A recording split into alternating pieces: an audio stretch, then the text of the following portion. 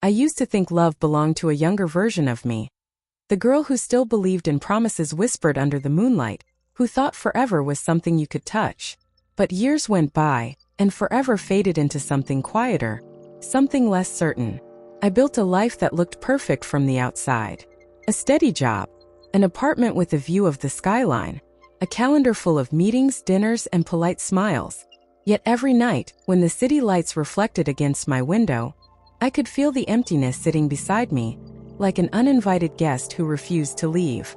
Love had become a story I used to tell myself, something that belonged to the past. Until him. It started on a Tuesday morning, one of those days where everything feels the same. The same street, the same people rushing to somewhere they don't want to be. The same voice in my head reminding me how numb I'd become. I walked into my usual cafe, the one where they already knew my order. 1 cappuccino extra foam, I said automatically without even looking up. But when I reached for my cup, another hand touched mine. It was a small moment, just the brush of skin against skin. But something inside me shifted. He apologized softly, his voice low and calm, and when I finally looked up, I met the kind of eyes that make you forget what you were about to say. There was warmth in them, not the kind that burns, but the kind that lingers, that makes you want to stay. He smiled, and it wasn't one of those practiced smiles people wear in the city. It was real, a little shy, like he was just as surprised by the moment as I was. We both reached for our drinks again, laughed awkwardly, and ended up sitting at the same table. Maybe it was coincidence, or maybe life had finally decided to give me another chance. We talked like two strangers who had known each other in another lifetime. His name was Daniel.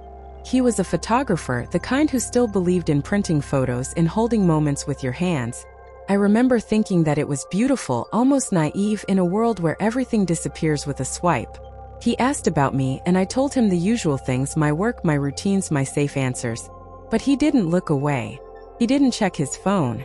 He listened. Really listened. It felt strange and terrifying at the same time. I hadn't realized how long it had been since someone truly looked at me. When we said goodbye, I expected never to see him again. But life has a way of repeating the moments that matter. The next morning, he was there again. Same table. Same quiet smile. It became a rhythm: coffee, conversation, and a slow, unspoken connection that grew between us like a secret. He told me about the way he saw the world through his camera. How every photograph was a confession, how beauty hides in the things people ignore. I told him about the years I had lost trying to be perfect, about how I'd built walls so high that even I couldn't see over them anymore. He didn't try to fix me. He didn't fill the silence with easy words. He just stayed. There was something healing in his presence, something steady.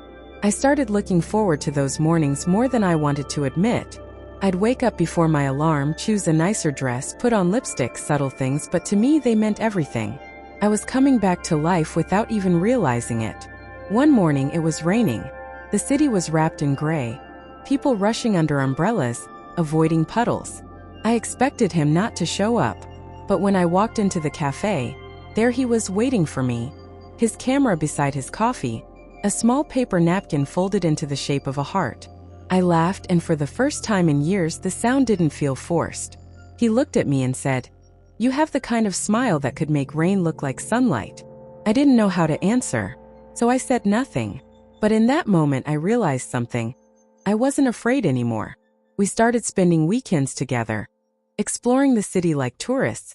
He'd take photos of me when I wasn't looking, at the market, reading in the park, feeding pigeons by the fountain. Later he'd show me the pictures, and I'd barely recognize myself. "You look alive," he'd say. And I did.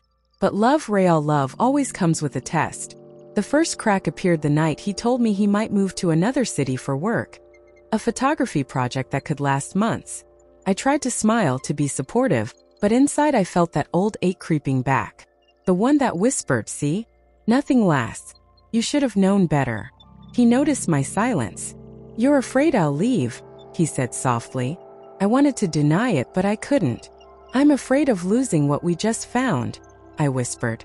He took my hand, his fingers tracing the lines on my skin. "Then don't lose it," he said. "Hold on to it even if I'm far away. Because love isn't about presence. It's about connection." I wanted to believe him.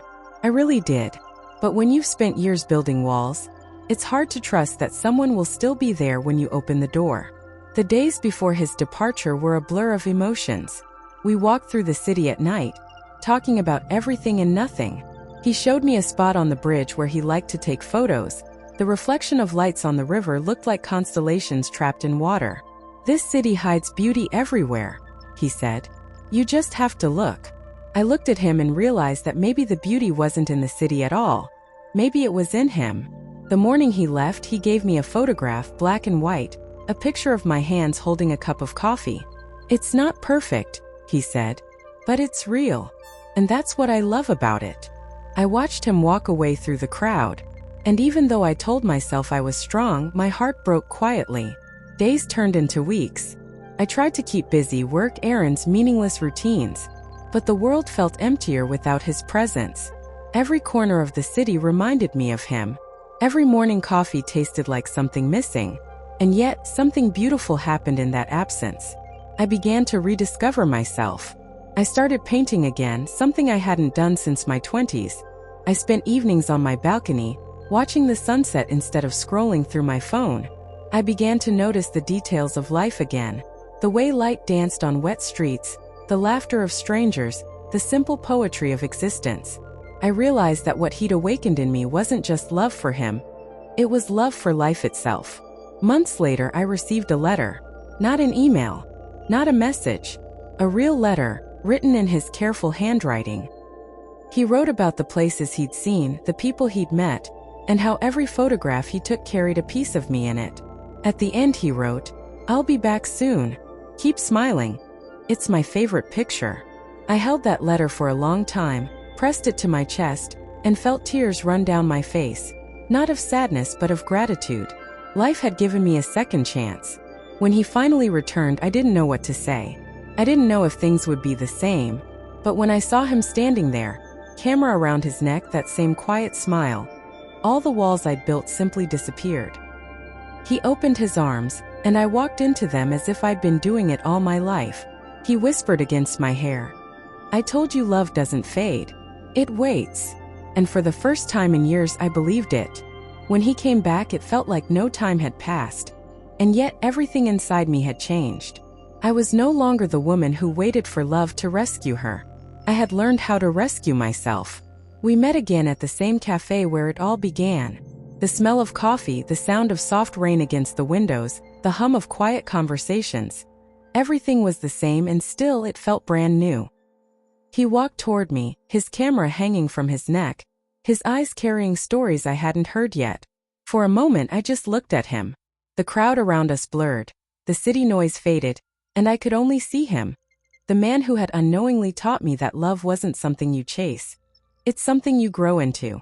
He smiled, a little nervous, like he didn't know if I'd still want him. I smiled back. "I kept my promise," he said softly. "I came back." I took a deep breath. "And I kept mine," I answered. I didn't stop smiling. He laughed, that quiet, warm laugh that felt like sunlight through glass. We sat down, and the conversation flowed effortlessly. It was as if the time apart had carved space inside us. Room for something deeper, steadier. He told me about the project, the long days, the loneliness, the moments when he thought of giving up. "But every time I felt lost," he said, "I looked at that photograph of your hands and I remembered why I started." I didn't know what to say. Words felt too small for what my heart was feeling. So I reached across the table and held his hand, the same way I had that first morning. His fingers fit between mine perfectly, like they'd always belonged there. We spent hours just talking. About dreams, fears, the things we never had the courage to say before. I told him about how the months without him made me realize that love is not about needing someone, but choosing them every single day. He nodded. "That's what love is, isn't it? The choice to stay, to keep showing up." That night, we walked through the city together again. The lights reflected on the wet pavement, the sound of car horns echoing in the distance. The city felt alive, as if it was breathing with us. At one point, he stopped and turned toward me. "I've missed this," he said. "The way you look at the world, like you're seeing poetry where everyone else sees noise." I smiled. "You taught me to see it." We walked until our feet were tired, our hands never letting go. When we reached my apartment building, I didn't want to say goodbye. Not again. Come upstairs, I whispered.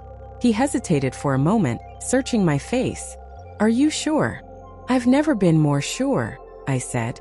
Upstairs, everything was quiet except for the sound of rain against the windows.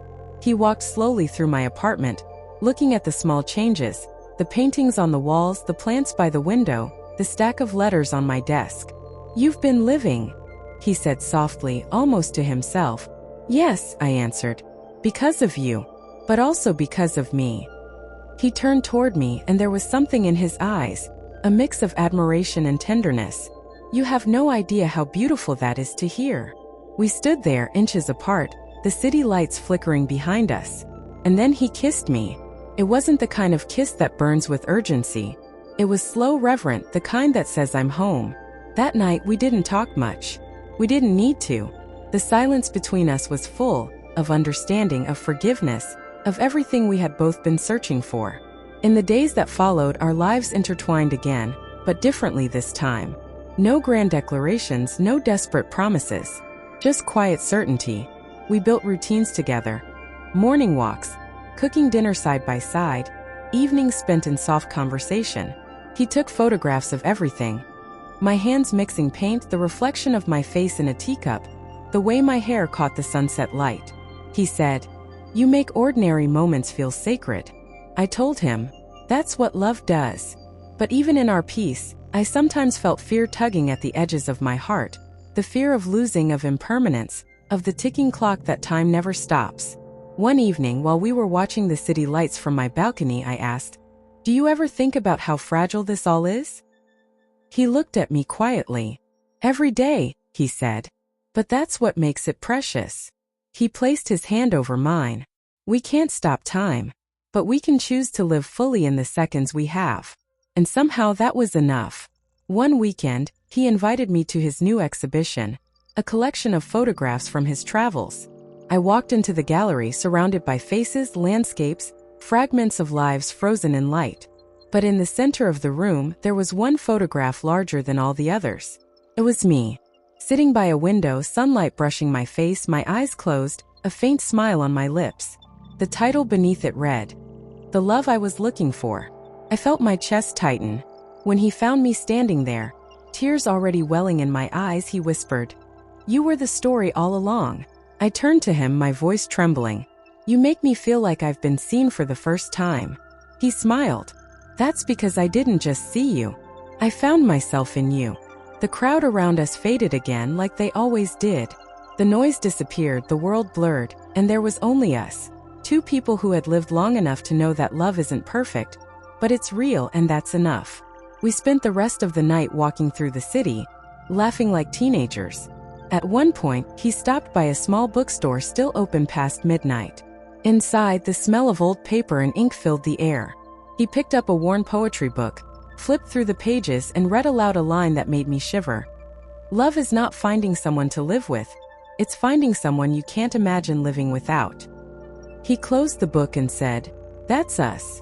I didn't argue. I just smiled and held his hand tighter. Months passed and seasons changed. But our love stayed calm, rooted, constant. There were no more fears, no more walls. Just the gentle rhythm of two souls walking side by side, learning every day that love doesn't demand perfection, only presence. Sometimes when I wake before dawn, I watch him sleeping beside me.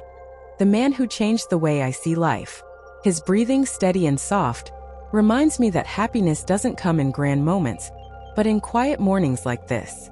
I reach out and trace the lines of his face with my fingers, whispering a silent prayer of gratitude, not for the love I found in him, but for the love I rediscovered in myself because of him. And then, as the first light of morning spills into the room, I remember the woman I used to be. Afraid, guarded, convinced her best days were behind her. I wish I could tell her that the love she was looking for was waiting for her all along. Not in a fairy tale, not in perfection, but in something real, flawed, and breathtakingly human. Love, I've learned, is not a destination. It's the journey that reshapes us, the quiet miracle of two hearts learning to trust again. The love I was looking for wasn't hidden in someone else. It was reflected back to me through his eyes, reminding me of who I truly am. He doesn't complete me. He reminds me that I was never incomplete. Now, when the city lights glow outside my window, I no longer feel alone. Because love found me, not when I was searching for it, but when I was finally ready to be found.